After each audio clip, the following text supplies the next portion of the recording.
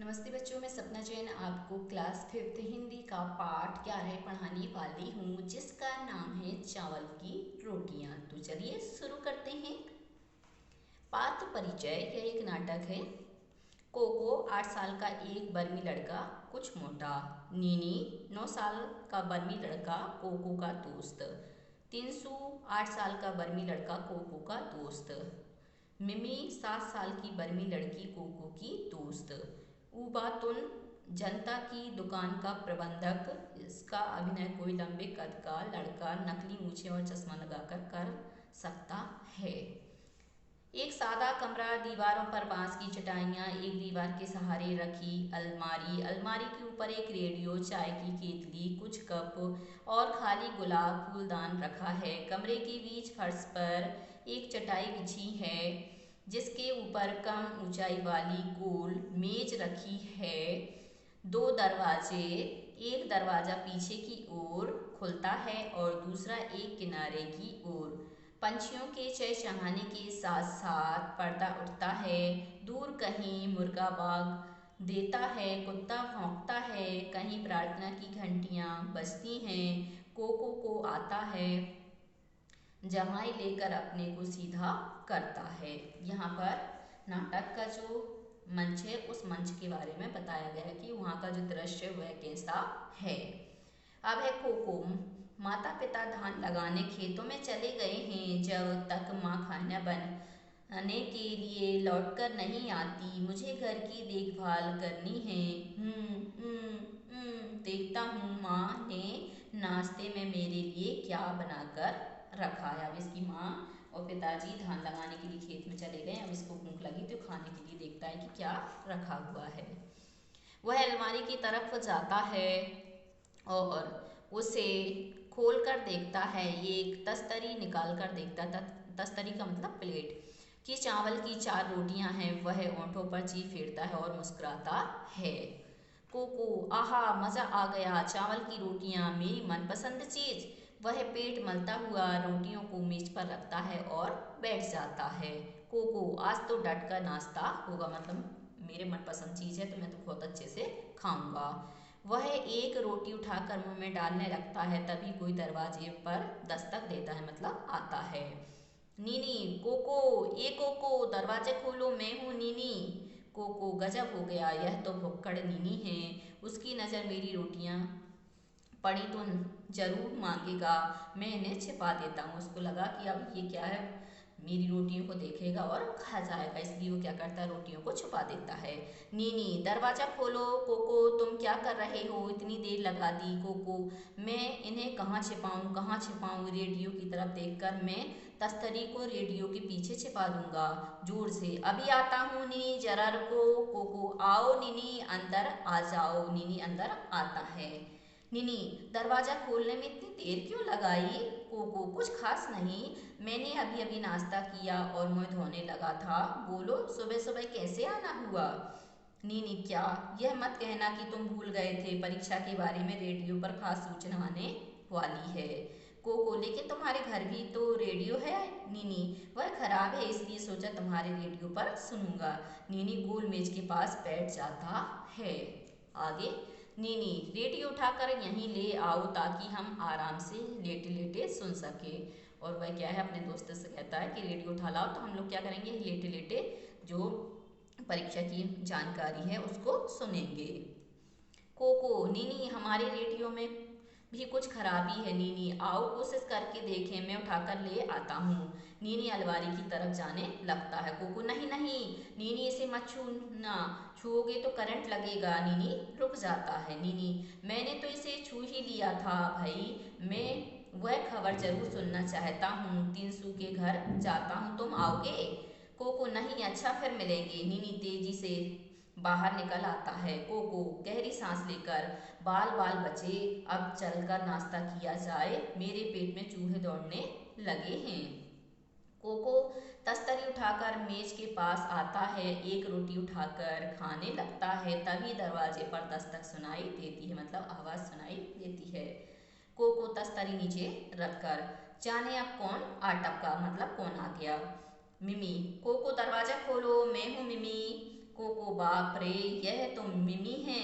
उसे चावल की रोटियां मेरी ही तरह बहुत अच्छी लगती हैं और वह हमेशा भूखी होती है। मुझे रोटियां छिपा देनी चाहिए, लेकिन कहाँ? वह तो कुछ खाने की चीज ढूंढने के लिए सारे कमरे की तलाशी लेगी। मतलब उसको तो पता है कि खाने की चीजें कहाँ रखी रहती है, तो वो पूरी जगह ढूंढेगी। मिमी फिर दरवाजा खटखटाकर, कोको दरवाजा खोलो ना, इतनी देर क्यों लगा रहे हो? आगे देखते हैं। कोको कहाँ छिपाऊं, कमरे के चारों तरफ देखकर ठीक इस फूलदान के अंदर छिपा दूं। कोको फूलदान में तस्तरी रखकर दरवाजा खोलता है। मिमी कागज में लिपटा बंडल उठाए कमरे में आती है। मिमी दरवाजा खोलने में इतनी देर क्यों कर दी? कोको मैंने अभी अभी नाश्ता किया था और मुंह धोने लगा था। आओ बैठो। कोको और मिमी मेज के इर्द गिर्द बैठते हैं। मिमी मुझे अभी अभी तुम्हारे माता पिता मिले। तुम्हारी माताजी ने कहा कि तुम्हारे लिए चावल की कुछ रोटियां रखी हैं। मैंने सोचा। कोको चावल की रोटियां हाँ थी तो, लेकिन मैंने सब खा ली। मिमी एक भी नहीं बची। कोको सॉरी मिमी, मैंने सब खा ली। हाथ से पेट को मलते हुए, पेट एकदम भर गया है, लगता है आज तो दोपहर का खाना भी नहीं खाया जाएगा। मिमी बहुत बुरी बात, मेरी माँ ने केले के पापड़ बनाए थे, मैंने सोचा तुम्हारे साथ बांटकर खाऊंगी। मैं 4 पापड़ लाई हूँ, 2 तुम्हारे लिए 2 अपने लिए। सोचा था तुम्हारी चावल की रोटियां और मोटे पापड़ दोनों का बढ़िया नाश्ता होगा। मतलब चावल की रोटियां और जो पापड़ हैं उनसे बहुत ज़्यादा मज़ा आएगा। मिमी कागज़ का बंडल खोलती है और पापड़ निकालती है। वह उन्हें एक तस्तरी में डालकर मेज पर रखती है। मिमी गर्मा गर्म है और स्वादिष्ट भी। तुम्हारी भी क्या बदकिस्मती है कि तुम्हारा पेट बिल्कुल भरा हुआ है और तुम कुछ भी नहीं खा सकते। कोको पापड़ देखकर होंठों पर जीभ फेरकर, स्वगत मैंने बड़ी गलती की जो उसे बताया कि मेरा पेट भरा हुआ है, लेकिन मैं समझता हूँ कि वह चारों पापड़ तो खा नहीं सकती, शायद 2 मेरे लिए छोड़ जाए। मिमी एक पापड़ उठाकर, क्या इन्हें निगलने के लिए चाय है? कोको हाँ हाँ, अलमारी पर है, मैं ले आता हूँ। कोको चाय की केतली और 2 कप उठाकर लाता है। मिमी 1 कप में चाय डालती है। मिमी तुम तो चाय पियोगे नहीं, पेट भरा होगा। कोको स्वगत मेरा पेट भूख से गुड़गुड़ कर रहा है। भगवान करे मिमी को यह गुड़गुड़ ना सुनाई दे, क्योंकि उसको तो भूख लगी होती है, वो तो झूठ बोल रहा होता है और उसके पेट में से गुड़ गुड़ की आवाज़ भी आती, तो वो सोचती कि भगवान करे ये आवाज़ मिमी को सुनाई नहीं दे। पापड़ खाती हुई, यह कैसी आवाज़ है? कोको आवाज़, कैसी आवाज़? मिमी हल्की सी गड़गड़ाने की आवाज़, यह फिर हुई ना, तुमने सुना? कोको यह हमारे घर में चूहा घुस आया है, वही यह आवाज़ करता है। दरवाजे पर दस्तक। कोको कौन? तिनसु मैं हूँ तिनसु। कोको उठने लगता है। मिमी तुम बैठे रहो, आराम करो, तुम्हारा पेट बहुत भरा हुआ है, मैं खोलती हूँ। मिमी दरवाजा खोलती है। तिनसु गेंदे के फूलों का गुच्छा लिए आता है। तिनसु आहा, मिमी भी यहाँ है। मिमी आओ तिनसु। तिनसु मेज के पास जाकर, हेलो कोको, क्या बात है, तुम्हारी तबीयत ठीक नहीं है क्या? कोको हेलो तिनसुन। मिमी और तिनसु मेज के पास बैठते हैं। आगे देखते हैं। मिमी तिनसु से, वह ठीक है, बस नाश्ते में चावल की रोटियां ज़्यादा खा ली हैं। तिनसु केले के पापड़ों की तरफ देखकर, आहा केले के पापड़। मिमी मैं कोको के लिए भी ले आई थी, लेकिन चूंकि उसका पेट एकदम भरा हुआ है, तुम इन्हें खत्म करने में मेरी मदद करो। तिनसु नेकी और पूछ पूछ, तुम्हारी माँ गांव में सबसे बढ़िया पापड़ बनाती है। तिनसु एक पापड़ उठाकर खाने लगता है। मिमी उसके लिए कप में चाय डालती है। मिमी कप देकर, यह लो चाय के साथ खाओ। तिनसु चाय की चुस्की लेकर होंठों पर जीभ फिराकर, बहुत बढ़िया चाय है, मेरी खुशकिस्मती है जो इस वक्त यहाँ आ गया। कोको स्वैगत तुम्हारी खुद खुद खुशकिस्मती और मेरी बदकिस्मती। मिमी और तिनसु एक एक पापड़ खा लेते हैं और मिमी दूसरा उठाती है। मिमी यह लो तिनसु, एक और खाओ। तिनसु नहीं, मेरे लिए तो एक ही काफ़ी है।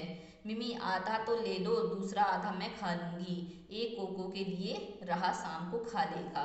तिनसु तुम जो डालती हो तो ले लेता हूँ। कोको चलो एक तो मेरे लिए छोड़ रहे हैं, मैं भूख से मरा जा रहा हूँ। तीनसू, यह आवाज़ कैसी है? मिमी, यहाँ एक बड़ा चूहा घुस आया है। कोको कहता है वही यह आवाज़ करता है।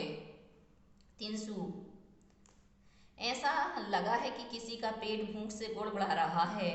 तीनसू और मिमी पापड़ खत्म करते हैं। मिमी, अच्छा ये फूल कैसे हैं? तीनसू, वो है, मैं तो भूल ही गया था। मेरी माँ ने कहा है कि कोको की माँ ने कल दुकान से एक फूलदान खरीदा था। उन्होंने यह फूल उस फूलदान में रखने के लिए भेजे हैं। इधर उधर उधर देखता है, उसे अलमारी के ऊपर फूलदान दिखाई देता है। वह रहा फूलदान अलमारी पर। मिमी, मुझे दो, मैं इन्हें फूलदान में रख आती हूँ। तीनसू उसके हाथ में फूल देता है, वह उठने लगती है। कोको, नहीं नहीं मिमी, मिमी तुमने तो मुझे डरा ही दिया। क्या बात है? कोको, ये फूल, मेरी माँ को इस फूल से एलर्जी है। जब भी वह यह फूल देखती है उनके जिस्म में फुंसियाँ निकल आती हैं। तीनसू, ओह मुझे इस बात का पता नहीं था। खैर मैं इन फूलों को वापस ले जाऊंगा। कोको चैन की सांस लेकर स्वेगर, मुझे अपनी रोटियों को बचाने के लिए कितने झूठ बोलने पड़ेंगे। दरवाजे पर दस्तक। कोको, कौन? उबातुन, मैं हूँ, दुकान का मैनेजर उबातुन। मिमी कोको से, तुम मत उठो। कोको, मैं खोलती हूँ दरवाजा जोर से, अभी आई। उबातुन चाचा। उबातुन नीला फूलदान लिए आता है। उबातुन, हेलो बच्चों, मेज की तरफ देखकर लगता है छोटी मोटी पार्टी चल रही है। मिमी, आओ चचा आओ। उबातुन मेज के पास बैठ जाता है। मिमी, चाय लेंगे आप? उबातुन, कोई ऐतराज नहीं, बहुत बहुत शुक्रिया, मतलब कोई ऐतराज की बात नहीं, बहुत बहुत धन्यवाद। मिमी अलमारी की तरफ जाकर कप ले आती है और चाय डालकर उबातुन को देती है। उबातुन कप से चुस्की लेकर, क्या मज़ेदार चाय है, खुशबूदार ताजगी लाने वाली। तीनसू चाचा, आपने नाश्ता कर लिया? आगे देखते हैं। उबातुन, अभी किया नहीं, मैं सोच रहा था किसी चाय की दुकान पर रुककर कर लूँगा। मिमी, चाय की दुकान पर जाने की क्या ज़रूरत? क्या यह पापड़ ले सकते हैं? उबातुन, लेकिन मैं तुम में से किसी एक का हिस्सा नहीं मानना चाहता। तीनसू, कोई बात नहीं चाचा, हम सबके पेट तो भर गए हैं। उंगली से गले को छूता है। उबातुन, बहुत बहुत शुक्रिया। अरे यह आवाज़ कैसी है? तीनसू, यह चूहे की आवाज़ है, अक्सर यह आवाज़ करता है। उबातुन, मुझे लगा कि किसी का पेट भूख से कुलकुला रहा है। उबातुन पापड़ उठाकर खाने लगता है। उबातुन, कोको तुम आज बहुत चुप हो, तबीयत तो ठीक है? कोको, कुछ नहीं चाचा, मैं बिल्कुल ठीक हूँ। मिमी, उसका पेट बहुत भरा हुआ है, नाश्ता बहुत डटकर किया है। उबातुन पापड़ खत्म करके हाथ से मुंह पोंछता है। उबातुन, कोको तुम्हारी माँ हमारी दुकान से एक फूलदान लाई थी। इधर उधर देखकर, हाँ वह रहा। कोको, क्यों, फूलदान का क्या करना है? उबातुन, तुम्हारी माँ ने पीला फूलदान मांगा था, उस वक्त मेरे पास वह रंग नहीं था, इसलिए वह गुलाबी ही ले आई। उनके जाने के बाद मुझे वह नीला फूलदान मिल गया, मैं उसे बदलने आया हूँ। उबातुन अलमारी के पास जाकर गुलाबी फूलदान उठा लेता है और उसकी जगह नीला फूलदान रख देता है। उबातुन कोको से, मुझे यकीन है तुम्हारी माँ नीला फूलदान देखेंगी तो बहुत खुश होंगी। अब मैं चलूँगा, शुक्रिया और गुड बाय। मिमी, तिनसू, गुड बाय चाचा। कोको, गुड बाय चाचा। स्वागत और गुड बाय मेरी चावल की रोटियों। इस चैप्टर को लिखने वाले हैं पी ओम खिन और इसका अनुवाद किया है मस्तराम कपूर जी ने। अब हम चलते हैं मंच और मंचन पर। एक सादा कमरा, दीवारों पर बांस की चटाइयाँ एक दीवार के सहारे रखी, अलमारी, अलमारी के ऊपर एक रेडियो, चाय की केतली, कुछ कप और खाली गुलाबी फूलदान रखा है। कमरे के बीच फर्श पर एक चटाई बिछी है जिसके ऊपर कम ऊंचाई वाली गोल मेज रखी है। दो दरवाजे, एक दरवाजा पीछे की ओर खुलता है और दूसरा एक किनारे की ओर। पंछियों के चहचहाने के साथ साथ पर्दा उठता है, दूर कहीं मुर्गा बांग देता है। ऊपर लिखी पंक्तियों में कोको के घर के एक कमरे का वर्णन किया गया है।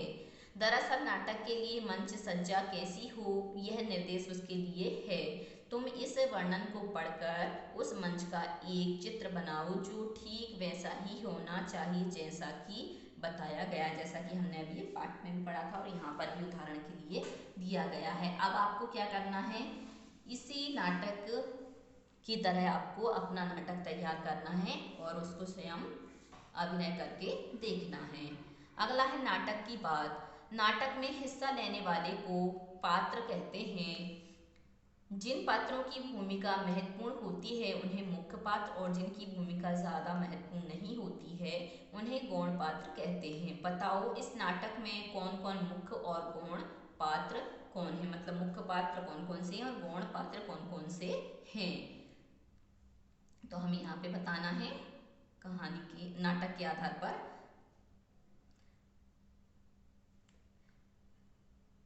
तो पात्रों में जो बात बोलनी होती, फिर पात्रों को जो बात बोलनी होती है उससे संवाद कहते हैं।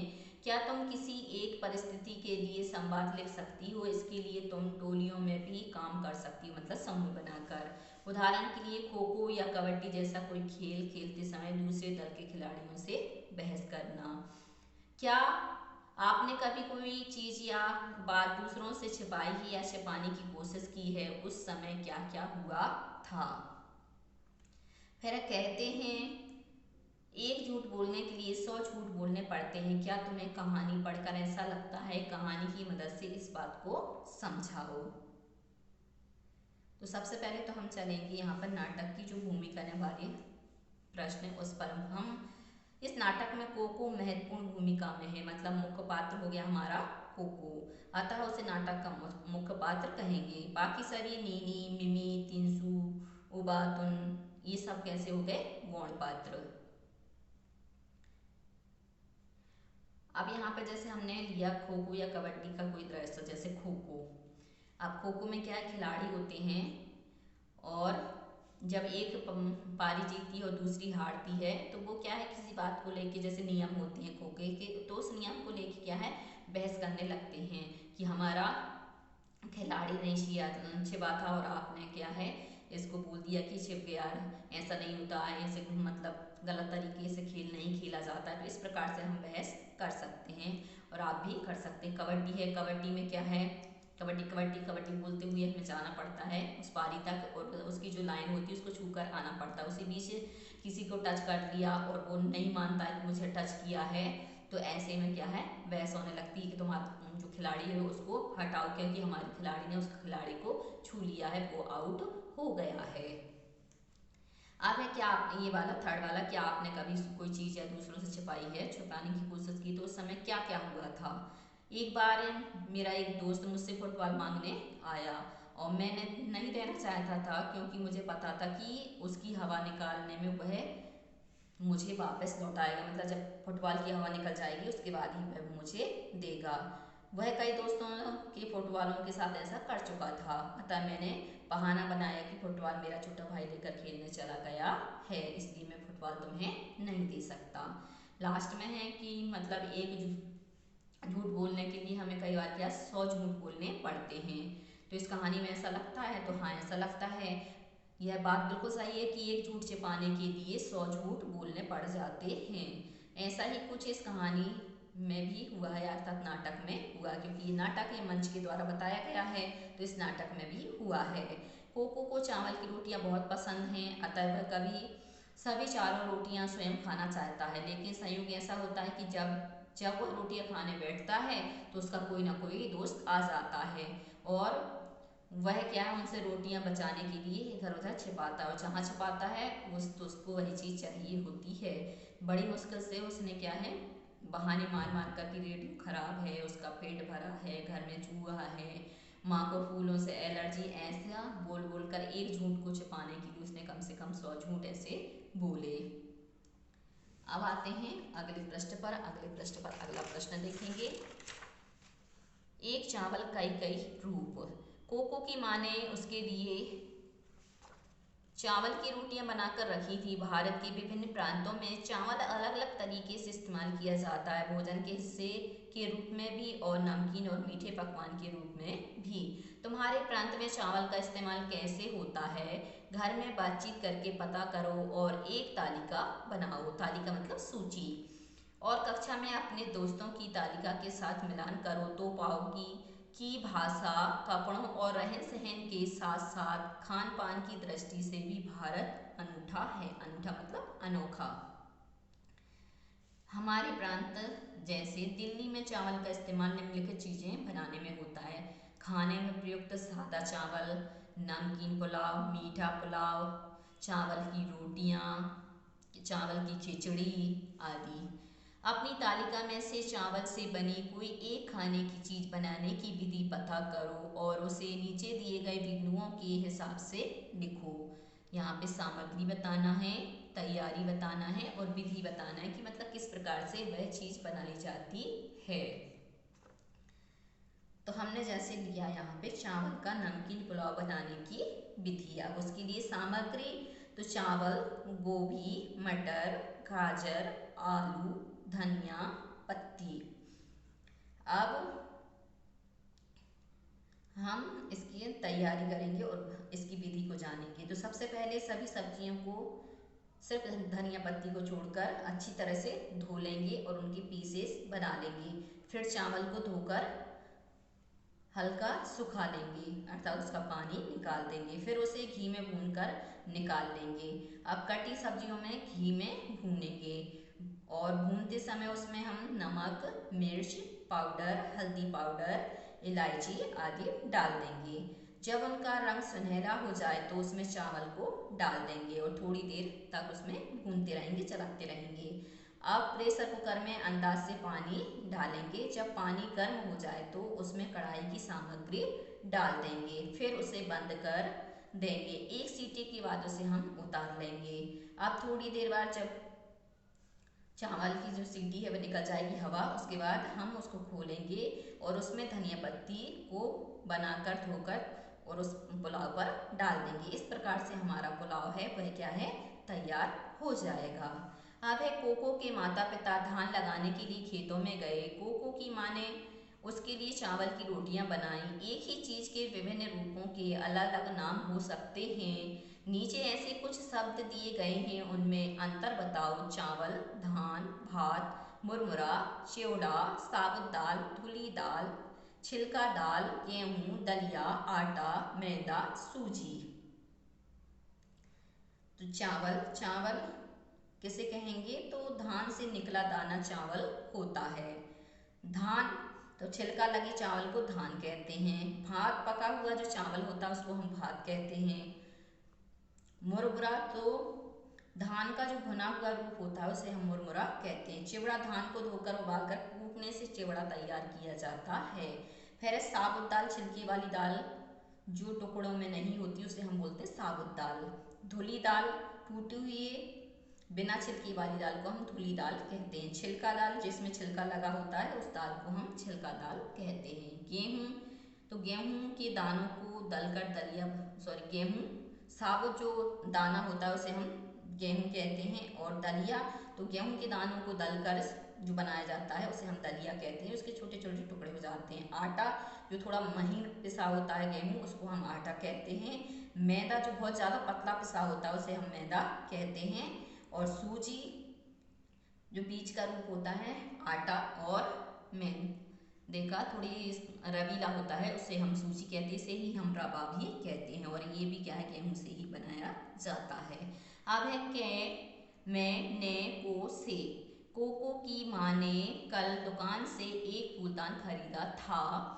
ऊपर लिखे वाक्य में जिन शब्दों के नीचे रेखा खींची है वे वाक्य में शब्दों का आपस में संबंध बताते हैं। नीचे एक मजेदार किताब अनारको के 8 दिन का एक अंश दिया गया है। उसके खाली स्थानों में इस प्रकार के सही शब्द लिखो। जैसे ऊपर लिखा है कोको की माँ ने से, ऐसे हमें यहाँ पर भरना है। अनार को एक लड़की है। घर के लोग उसे अन्नू कहते हैं। अन्नू नाम छोटा जो है सो उससे हुक्म चलाना आसान होता है। अन्नू पानी ले आ, अन्नू धूप में मत जाना, अन्नू बाहर अंधेरा है कहीं मत जा, बारिश में भीगना मत। अन्नू और कोई बाहर से घर में आए तो घर वाले कहेंगे ये हमारी अनार को है। प्यार से हम इसे अन्नू कहते हैं। प्यार से हम इसे अन्नू कहते हैं। प्यार से हूँ। आज अनार को सुबह सोकर उठी तो हाँफ रही थी। रात सपने में बहुत बारिश हुई।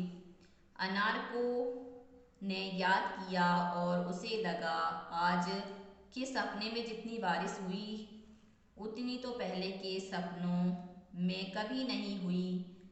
कभी नहीं जम के बारिश हुई थी आज के सपने में और जमकर उसमें भीगी थी। अनार को खूब उछली थी, कूदी थी, चारों तरफ पानी छिटकाया था और खूब खूब भीगी थी। तो यहाँ पर हमने जो संबंधवाचक शब्द हैं उनको बताया के, में, ने, को, से। तो बच्चों आज के लिए सिर्फ इतना ही। यदि आपको हमारा ये वीडियो पसंद आया है तो लाइक कीजिए, शेयर कीजिए, सब्सक्राइब कीजिए तथा इस पाठ से संबंधित कोई भी प्रश्न है तो नीचे कमेंट्स में पूछ लीजिए। धन्यवाद।